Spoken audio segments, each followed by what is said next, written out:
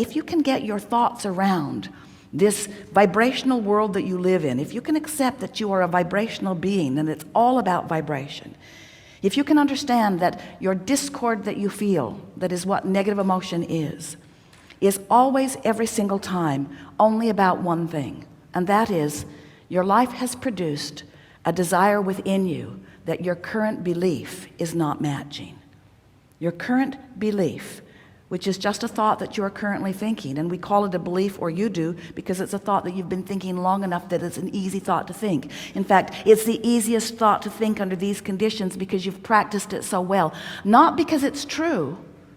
Oh well, you are making it true, but it's not an easy thought to think because it's true. It's an easy thought to think because you've practiced it. And when you practice it, you develop a vibrational propensity. And law of attraction, who is your best friend and your worst friend, your best friend, because it's consistent. Your best friend and your worst friend, your best friend, because it's consistent. But law of attraction will bring to your belief or to your practiced vibration exactly what matches it. So you've got this desire with an opposing practiced belief. A lot of people do. They want abundance and don't believe it for a minute. Or they want world peace and don't believe it for a minute. Because they keep looking for evidence that supports the belief that opposes their desire. And you call that facing reality. We call it insanity. Why would you practice a vibration which causes a point of attraction, which brings to you evidence of something you do not want? And you say, or at least Esther has said to us many times, because it's true. And we wanted to help her, and you understand that things are only true because you make them true, and they're only true because you practice the vibration of them. And it's hard for you to accept that because you, if you are like most people, are running around looking at manifestational evidence of truth, truth, truth, truth, truth, truth. You gather your statistics, you log them carefully, you make historical records of them, and you carry them from generation to generation, and you practice vibrations of things you do not want, and then you call it true, and we call it creating by default in many cases, because you don't mean to create things that you don't want. When we began talking to you a few years back, we said to you, you are the creator of your experience. Seth coined those words most precisely first. You are the creator of your own reality. And many of you said, oh good, at first. And then you say, what does that mean? It's a question that Jerry asked endlessly. If we create our own reality, how is it so? And we say, you create it by conjuring a vibration which equals your point of attraction, and then things that match the way you feel keep showing up in your experience. And Esther would say, but Abraham, how is it, what's fair about it, that I'm just looking out into the world, innocent being that I am, seeing something unwanted? Are you telling me that I am perpetuating unwanted things by my mere awareness of them? Yes.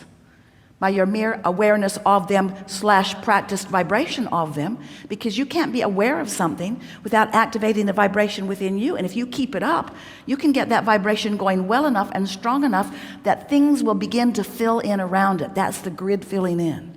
In other words, once you conjure enough thought that you activate an emotion around it, you've got a really good point of attraction going on. And so things wanted and unwanted will come as evidence. It's interesting to watch you, because even though you don't want them, it's like going to a buffet. Really, it is like this. Seeing something that you think you probably won't like and asking a perfect stranger who's in line ahead of you, that doesn't look good. Have you ever had that? Yeah, I tried it and it's terrible, he says. Oh, give me some of that, please. And the person behind the counter says, yeah, I'm surprised we have this in the line. Nobody really likes it once they get it. And you say, I know, but I feel compelled. I don't know what's coming over me, but I just feel that I must have this thing that I know very high probability I won't like it when I eat it. And then you put it on your tray, you go to your table, and you take a bite. They're right.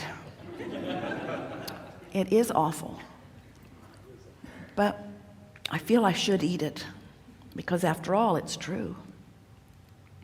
I should eat this thing I do not like. And I'm going back for more tomorrow, and the next day, and the next day. And I will warn every single person who stands in line next to me that they want this not, until it will become the most popular item on the menu. They'll make movies about it. They'll write books about it. It will become such an inherent part of the culture in which I live that this generation at least will accept it as reality. And we say, really? Really? When there are so many things that you might give your attention to, that in the giving the attention to it, you would be thrilled. And as the grid fills in with the details that represent it, you would be even more thrilled. Because you create your own reality, you see. And a lot of you say, I didn't create that, I'm just looking at it. I'm just observing it. And we say, that's how you create your own reality. You observe it, you think about it, you ponder it, you talk about it, you fuss and worry about it, you join online chat groups about it, you read blogs about it, and then the universe knocks itself out to make you an expert about it. Because that's the way law of attraction works, you see. You create your own reality. How's it going?